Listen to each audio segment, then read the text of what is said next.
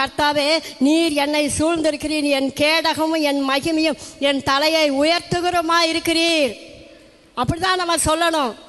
நமக்கு தலை குடி வருதா, மனுஷன் சத்துரு கூட இருக்கிறவங்க குனி வைக்கிறாங்களா? ஆனால் நம்ம சொல்லணும் என்னன்னு, என் தலையை உயர்த்துகிற என்னோடு இருக்கிறாருன்னு. 1 சாமுவேல் 36 அப்படி தான் அந்த வார்த்தைகளை வசனங்களை சொல்லி சொல்லி தாவீது கர்த்தருக்குள் தன்னை திடப்படுத்தி கொண்டான்னு இருக்குது. எந்த சூழ்நிலைகள் வந்தாலும் இந்த வேத வசனத்தை நம்ம சொல்லி சொல்லி கர்த்தருக்குள்ள நீங்களும் நானும் திடப்படுத்தி கொள்கிற பிள்ளைகளாய் மாறணும். அதனால தான் தாவீதை தேவன் அதிகமாய் நேசித்திருக்கிறாரு.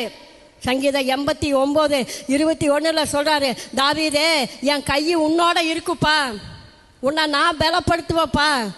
89:24 பார்த்தீங்கன்னா, என்னுடைய நாமத்தினால உன் கொம்பை நான் உயர்த்த போறப்பா.